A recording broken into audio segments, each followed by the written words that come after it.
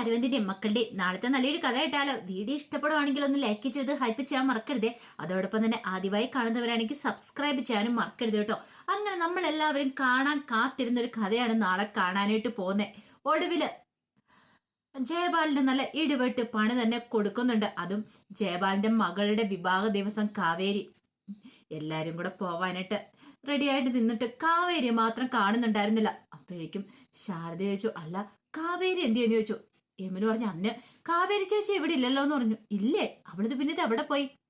അപ്പോഴേക്കും ഗംഗ പറഞ്ഞു, അത് ശരിയാണല്ലോ, അവളിത് എവിടെ പോയി? കുറച്ചു സമയം അവളെ കണ്ടില്ല. ഞാൻ കരുതി അവൾ എന്തേലുമൊക്കെ പായ്ക്ക് ചെയ്ത് വെക്കുമായിരിക്കും എന്ന് കരുതിയെന്ന് പറഞ്ഞു. രാധ പറഞ്ഞു, കൃത്യസമയത്ത് ഈ പെണ്ണിത് എവിടെ പോയി കിടക്കുക? കാവേരിയുടെ മനസ്സിൽ പല പല ചിന്തകളും ഉണ്ടായിരുന്നു. കാവേരി വേറൊരിടത്തേക്കും ആയിരുന്നില്ല പോയത്, തന്റെ അച്ഛനെ അടക്കിയ ആ സ്ഥലത്തേക്കായിരുന്നു പോയത്. അവിടെ പോയി കാവേരി മനം ഒരുങ്ങി ഒരു നിമിഷം പ്രാർത്ഥിക്കുകയാണ്.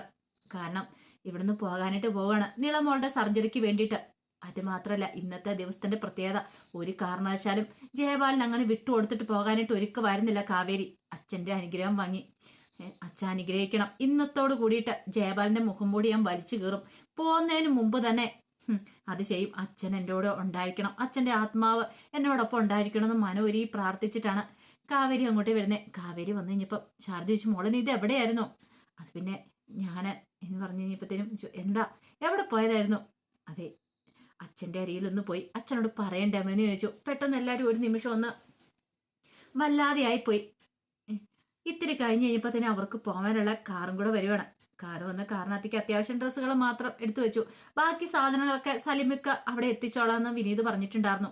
എല്ലാം പാക്ക് ചെയ്ത് വെച്ചാൽ മാത്രം മതി, അത് അവിടെ കൊണ്ട് എത്തിച്ചോളും. അങ്ങനെ എല്ലാവരും കൂടെ കാറിലേക്ക് കയറി കഴിഞ്ഞപ്പത്തേനും കാവേരി പറഞ്ഞു, അതെ ആ ലക്ഷ്മി കല്യാണ മണ്ഡപത്തിലേക്ക് കാറ് വിടാൻ പറഞ്ഞു.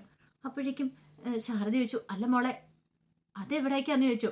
അതൊക്കെ പറയാം, അമ്മ ധൈര്യമായിട്ടിരിക്കുക, ഞാനല്ലേ പറയണേ എന്ന് പറഞ്ഞു. ആർക്കൊന്നും മനസ്സിലായില്ല. കാവേരിയുടെ മനസ്സിൽ എന്തൊക്കെയോ കാര്യങ്ങളുണ്ടെന്ന് രാധമ്മയ്ക്ക് മനസ്സിലായി. അതേസമയം നിവിനാണെങ്കിൽ കണ്ണാടിക്ക് മുന്നിൽ നിൽക്കുകയാണ്. നിവിന്റെ മനസ്സ് നിറയാൻ കാവേരിയായിരുന്നു. കുറച്ചു സമയോടെ കഴിഞ്ഞാൽ താൻ രാഗിണിയുടെ കഴുത്തിൽ താലി ആർത്തേണ്ട വരും. എന്ത് ചെയ്യണമെന്ന് പോലും അറിയില്ല. എല്ലാം അമ്മ പറഞ്ഞിട്ട് മാത്രം, അമ്മയ്ക്ക് വേണ്ടിയിട്ടാ. അമ്മ ഒരു പക്ഷെ ആത്മഹത്യാ ശ്രമം നടത്തില്ലായിരുന്നെങ്കിൽ താൻ കാവേരിയെ സ്വന്തമാക്കിയാലും. കാവേരിക്ക് തന്നെ ഇഷ്ടമില്ലാന്ന് അല്ലെ, ഇഷ്ടക്കുറവൊന്നുമില്ല, പക്ഷെ എങ്കിൽ അവൾക്കറിയാം തന്റെ അമ്മയുടെ സ്വഭാവം. അതുകൊണ്ടാണ് അവള് ഈ ബന്ധം പറ്റില്ല എന്ന് പറഞ്ഞ്. എന്നാലും താൻ അവൾക്ക് വേണ്ടി കാത്തിരുന്നേനും, എത്ര കാലം വേണേലും കാത്തിരുന്നേനും. ഇതിപ്പം എന്ത് ചെയ്യണമെന്ന് പോലും അറിയത്തില്ല. മനസ്സിൽ വേറൊരു പെണ്ണിനെ വെച്ചോണ്ട് രാഗിണിയുടെ കഴുത്തിൽ താലി ആർത്തുക. അപ്പോഴേക്കും രാജേഷ് വന്നു. എടാ മോനെ, നീ റെഡിയായില്ലേ? നീ ഇവിടെ എന്തെടുക്കുക? അതെ, അവിടെ ദക്ഷിണ കൊടുക്കാനുള്ള സമയമായെന്ന് പറഞ്ഞു. നീവിനൊരു ഈ യന്ത്രമനുഷ്യൻ കണക്കെ അങ്ങോട്ട് പോയി എല്ലാവർക്കും ദക്ഷിണയൊക്കെ കൊടുത്തു. അച്ഛനും അമ്മയ്ക്കും എല്ലാവർക്കും കൊടുത്തു. കൊടുക്കേണ്ടവർക്ക് കൊടുത്തു കഴിഞ്ഞപ്പോഴത്തേനും രാജേഷ് പറഞ്ഞു, എങ്കിൽ നമുക്കിനി ഇറങ്ങാന്ന് പറഞ്ഞു. അങ്ങനെ അവരെ കല്യാണ മണ്ഡപത്തിലേക്ക് പോകുകയാണ്. ഇതുപോലെ തന്നെ ജയപാലിനും ഭയങ്കര സന്തോഷത്തിലാണ്. കാരണം മോളുടെ കല്യാണമാണ്. അതുപോലെ തന്നെ കാവേരിക്കിട്ടൊരു പണി കൊടുക്കാൻ പറ്റിയല്ലോ. ആ ഒരു സന്തോഷം ജയപാലിന്റെ മനസ്സിലുണ്ടായിരുന്നു. അങ്ങനെ മകളെയും കൂട്ടിക്കൊണ്ട് കല്യാണ മണ്ഡപത്തിലേക്ക് വന്നു. അങ്ങനെ കുറെ ആൾക്കാരൊക്കെ വന്നിട്ടുണ്ടായിരുന്നു. ക്ഷണിക്കപ്പെട്ട അതിഥികളുടെ ഒക്കെ മുന്നിൽ ജയപാലൻ തലയെടുപ്പോട് കൂടിയിട്ടാണ് നിൽക്കുന്നത്. ഓരോരുത്തരോടും പോയി വിശേഷങ്ങൾ പറയുന്നു. പിന്നെ തന്റെ മരുമോന്റെ മഹിമയെക്കുറിച്ച് പറയുന്നു. അറിയാലോ, അവർക്കൊക്കെ അറിയാവുന്ന കാര്യ. രാജേഷിന്റെ മകനെ കുറിച്ചൊക്കെ എല്ലാം അറിയാവുന്ന ബന്ധുക്കാരും കൂടെ ആണല്ലോ. അങ്ങനെ അവരെ കുറിച്ച് സംസാരിച്ചുകൊണ്ടിരിക്കുന്നു. വരുന്നവരെയൊക്കെ ആനയിച്ചു കൊണ്ടിരുത്തുന്നു. ഭയങ്കര പ്രകടനവും കാര്യങ്ങളൊക്കെ. ഇതേസമയം ഒരു ജീവച്ചവൻ കണക്കെയാണ് നിവിൻ അങ്ങോട്ടേക്ക് വരുന്നത്. നിവിന്റെ മുഖത്തൊരു സന്തോഷമൊന്നും ഉണ്ടായിരുന്നില്ല. ഫോട്ടോസ് ഒക്കെ എടുക്കുന്ന സമയത്ത് രാജേഷ് പറഞ്ഞു, എടാ നീ എന്താ ഇങ്ങനെ, നീ ഒന്ന് ചിരിക്കുമെങ്കിലും ചെയ്യാൻ പറഞ്ഞു. ഒടുവില് നിവിനൊരു ചിരി വരുത്തുവാണ്. കുറച്ച് കഴിഞ്ഞപ്പോഴത്തേനും കല്യാണ പെണ്ണിനെ ആനയിച്ചുകൊണ്ട് വരുന്ന സമയത്ത് നിവിനെ മണ്ഡപത്തിലേക്ക് കയറ്റിയിരുത്തി. എല്ലാരും ഇങ്ങനെ നോക്കിയിരിക്കുന്ന സമയത്ത് അങ്ങനെ സർവാഭരണ വിഭൂഷിതയായിട്ടാണ് രാഗിണിയുടെ വരവ്. രാഗിണിയെ അനയിച്ചുകൊണ്ട് ജയപാലിനും പ്രവീണയൊക്കെ വരുന്നുണ്ടായിരുന്നു. ഒന്ന് നോക്കി നിവിനോട് ഒരു സന്തോഷവും തോന്നിയില്ല. കാരണം ഇങ്ങനെയൊന്നുമല്ല നിവിൻ പ്രതീക്ഷിച്ചുകൊണ്ടിരുന്നത്. നിവിന്റെ മനസ്സിൽ ആ സമയത്ത് കാവേരിയായിരുന്നു. ഒരുപക്ഷെ അവളായിരുന്നു ഇങ്ങനെ നടന്നു വരുന്നെങ്കിൽ താൻ എത്ര സന്തോഷത്തോടു കൂടിയിട്ട് ഇവിടെ ഇരുന്നേനും എന്നൊരു ചിന്തയുണ്ടായിരുന്നു. പിന്നീട് പൂജാരി കല്യാണത്തിന് വേണ്ടുന്ന ഒരുക്കങ്ങളും കാര്യങ്ങളെല്ലാം നടത്തുവാണ്. കർമ്മങ്ങൾക്ക് വേണ്ട കാര്യങ്ങളൊക്കെ നടത്തി. അങ്ങനെ രാഗിണി വന്ന് അരികിലിരുന്നു. നിവിനാണ് ആ ഭാഗത്തേക്ക് പോലും നോക്കുന്നുണ്ടായിരുന്നില്ല. പക്ഷെ രാഗിണിയുടെ മുഖത്ത് ഭയങ്കര സന്തോഷമായിരുന്നു. നിവിനെ സ്വന്തമാക്കുന്നതിന്റെ സന്തോഷവും കാര്യങ്ങളൊക്കെ ഉണ്ടായിരുന്നു. രാജേശ്വരിക്കും സത്യപാലനൊക്കെ അതേ ഒരു സന്തോഷം തന്നെ ഉണ്ടായിരുന്നു. ഉദ്ദേശിച്ച പോലെയൊക്കെ കാര്യങ്ങൾ നടന്നല്ലോ എന്നൊരു ചിന്തയായിരുന്നു രാജേശ്വരിയുടെ മനസ്സിൽ. കാവേരി ജയിച്ചില്ല, അവള് തോറ്റല്ലോ എന്നൊരു ചിന്ത.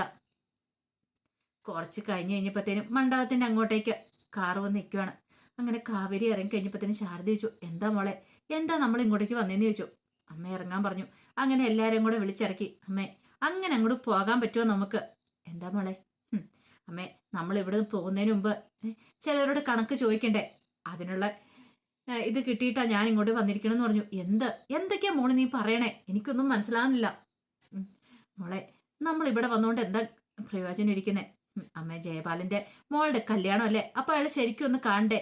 എന്റെ അച്ഛൻ കഷ്ടപ്പെട്ട് ആ മരുഭൂമി കിടന്നുണ്ടാക്കിയ പണം കൊണ്ടാണ് അയാള് മോളെ അങ്ങോട്ട് ആനയിച്ചു കൊണ്ടുവന്നിരിക്കുന്നത്. മോളുടെ വിവാഹം ആർഭാടമായിട്ടൊക്കെ നടത്തുന്നേ. എന്റെ അച്ഛന്റെ അധ്വാനത്തിന്റെ 1 രൂപ പോലും നഷ്ടപ്പെടുത്താനായിട്ട് ഞാൻ ഒരുക്കുമല്ല. ഇവിടുന്ന് പോകുന്നതിന് മുമ്പ് ഞാൻ അത് തിരിച്ചു പിടിച്ചിട്ടേ പോകത്തുള്ളൂ. അപ്പോഴേക്ക് ശാരദ പറഞ്ഞു, മോളെ നീ എന്തൊക്കെ പറയണേ? അതൊക്കെ നടക്കുന്ന കാര്യമാണോ? അയാൾ ആ പണം നിനക്ക് തരുമെന്ന് തോന്നുന്നുണ്ടോ? തരൂ അമ്മേ. ഈ കാവേരിയാ പറയണത്. കാവേരി പറഞ്ഞിട്ടുണ്ടെങ്കിൽ കിട്ടിയത് തന്നെയാ. അതിനൊരു മാറ്റം ഉണ്ടാകാൻ പോകുന്നില്ല. അപ്പോഴേക്കും രാധമ്മ പറഞ്ഞു, മോളെ, കണ്ണൂർക്കാരൻ അരവിന്ദന്റെ മക്കൾ ആരാന്ന് കാണിച്ചു കൊടുക്കണം. അങ്ങനെ നമ്മൾ അയാളെ വെറുതെ വിടാൻ പാടില്ല. നീ വാ, ഞാൻ നിന്നോടൊപ്പം ഉണ്ടെന്ന് പറഞ്ഞു. അതുകൂടെ കേട്ടുകഴിഞ്ഞപ്പോ കാവേരിക്ക് ഒന്നുകൂടെ ധൈര്യം കൂടി. അങ്ങനെ രാധമ്മയും ശാരദയും ബാക്കി മക്കളെല്ലാരും കൂടി ചേർന്നിട്ട് നേരെ ഓട്ടോടത്തിനും കൂടെ കയറി വരിക. യമുനയ്ക്കാണ് ഭയങ്കര വിഷമം. നിവിനേട്ടന്റെ വിവാഹമാണ്. കാരണം താൻ സ്നേഹിച്ചിരുന്ന നിവിനേട്ടനെ തന്നെ ഇഷ്ടമായിരുന്നു. പക്ഷെ എന്ത് ചെയ്യാൻ പറ്റും, സാഹചര്യമൊക്കെ ഇങ്ങനെയായി പോയെന്നൊരു ചിന്തയായിരുന്നു യമുനയുടെ മനസ്സിൽ. അങ്ങനെ അവിടേക്ക് വരുമ്പോഴത്തേനും നിവിന്റെ അടുത്ത് രാഗിണി ഇരിക്കുന്ന കാഴ്ചയൊക്കെയാ കാണുന്നത്. കാവേരിയും അതുപോലെ തന്നെ ബാക്കി എല്ലാവരും കൂടെ വരുന്ന കണ്ടിരിക്കുമ്പോഴത്തേക്കും ജയപാലൻ ഒരു നിമിഷം ഒന്ന് അന്താളിച്ചു പോയി. രാജേശ്വരിയൊക്കെ നോക്കുകയാണ്. ദൈവമേ, ഇനി ഇവള് പ്രശ്നം ഉണ്ടാക്കാനാണോ വന്നിരിക്കുന്നത് എന്നൊരു ചിന്ത. തന്റെ മകന്റെ കല്യാണം അങ്ങനെ മുടക്കുവോ? സത്യപാലനോട് പതുക്കെ പറഞ്ഞു, സത്യേട്ടാ, ഇതെന്താ ഇവൾ ഇങ്ങോട്ടേക്ക് വന്നേ? പ്രശ്നം വല്ലതും ഉണ്ടാക്കാനാണോന്ന് ചോദിച്ചു. എനിക്കറിയത്തില്ല, നീ ഒന്ന് സമാധാനമായിട്ടിരിക്കുക, അങ്ങനെയൊന്നും സംഭവിക്കില്ല എന്ന് പറഞ്ഞു. ആ സമയം പൂജാരി നിവിനോട് പറഞ്ഞു, അതെ, താലി കെട്ടാനും പറഞ്ഞോട്ട് താലി അങ്ങോട്ട് എടുത്തു കൊടുക്കുമ്പോഴത്തേനും ജയപാലൻ താലി വാങ്ങിയിട്ട് നിവിന്റെ കയ്യിലേക്ക് കൊടുത്തു. നിവിൻ അങ്ങനെ താലി എടുത്ത് അങ്ങോട്ട് കെട്ടാൻ തുടങ്ങുമ്പോഴത്തേനുമാണ് ജയപാലന്നൊരു ഒറ്റ വെടിവെച്ച. ജയപാലനാണ് ആകെപ്പാടെ വല്ലാത്തൊരു ഞെട്ടലേ. ജയപാലൻ തിരിഞ്ഞു നോക്കുമ്പോഴത്തേനും കാവേരി ദേഷ്യത്തോടെ വന്നു. അതെ, താലി കെട്ടാൻ വരട്ടെ, അവിടെ നിൽക്കട്ടെ എന്ന് പറഞ്ഞു. ഒരു നിമിഷം എല്ലാരും കൂടെ അന്താളിപ്പോടെ നോക്കുകയാണ്. ഈ പെണ്ണിത് എന്താ പറഞ്ഞുകൊണ്ട് വരുന്നതെന്ന് ആർക്കൊന്നും മനസ്സിലായില്ല. അപ്പോഴേക്കും അവിടെ കൂടെ നിന്ന് 1-2 പേര് വന്നിട്ട് പറഞ്ഞു, എന്താ ഇതേ ഇവിടെ ഒരു മംഗളകാര്യം നടക്കുക, ആ സമയത്ത് വെറുതെ വന്ന് പ്രശ്നം ഉണ്ടാക്കാതെ പോകാൻ നോക്ക്.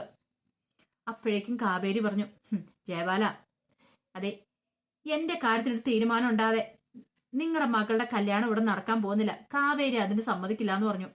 പെട്ടെന്ന് ജയപാലൻ നിവിനോട് പറഞ്ഞു, എടാ, നീ താലി കെട്ടാൻ പറഞ്ഞു. പക്ഷെ നിവിൻ കെട്ടാൻ നിൽക്കുന്നുണ്ടപ്പോ കാവേരി പറഞ്ഞു, താലി കെട്ടരുത് നിവിനെ, ഞാനാ പറയണേന്ന് പറഞ്ഞു.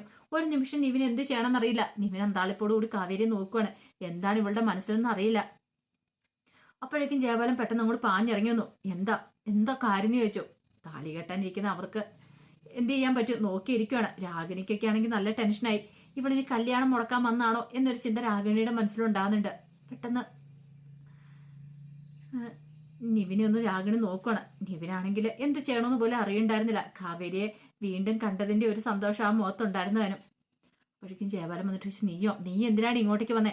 എന്റെ മകളുടെ കല്യാണം മുടക്കാനായിരിക്കില്ലേ? അതെ, മര്യാദയ്ക്ക് പോയിക്കോ, അല്ലെ ഇവിടുന്ന് നിന്നെ അടിച്ചിറക്കൂന്ന് പറഞ്ഞു. ജയപാലൻ ആരാന്ന് നീ ശരിക്കും മനസ്സിലാക്കിയിട്ടില്ല. അതേടോ, അതെ, ഞാൻ ആരാന്ന് താനും മനസ്സിലാക്കിയിട്ടില്ല. ഞാൻ ആരാന്ന് താൻ മനസ്സിലാക്കാൻ പോകുന്നുള്ളൂ. എന്റെ അച്ഛനെ പറ്റിച്ചുണ്ടാക്കിയ പൈസയും കൊണ്ടല്ലേ താൻ ഇത്ര ഉണ്ടാക്കിയത്. ഇനി അത് മതി, അത് മൊത്തം തിരിച്ചു വാങ്ങാതെ കാവേരി ഇവിടുന്ന് പോയില്ല എന്ന് പറഞ്ഞു. അപ്പോഴേക്കും അവിടുന്ന് ആൾക്കാരൊക്കെ പിറുപിറുക്കാനായിട്ട് തുടങ്ങി, ഓരോന്നൊക്കെ പറയാനായിട്ട് തുടങ്ങി. ജയപാലന് ഭയങ്കര നാണക്കേട് തോന്നി. പ്രവീൺ ഇറങ്ങിയിട്ട് വന്നിട്ട് ശാരദയോട് ചോദിച്ചു, എന്താ ശാരദ ഇത്? എന്തൊക്കെയാ നിങ്ങളുടെ മോളെ വിളിച്ചു പറയുന്നത്? ഇതേ, മോളെ വിളിച്ചോണ്ട് പോകാൻ നോക്ക്, എന്റെ മോളുടെ കല്യാണം അത്. ആയിക്കോട്ടെ പ്രവീണെ, പക്ഷേ ഉണ്ടല്ലോ, ഇതെന്റെ മക്കളാ.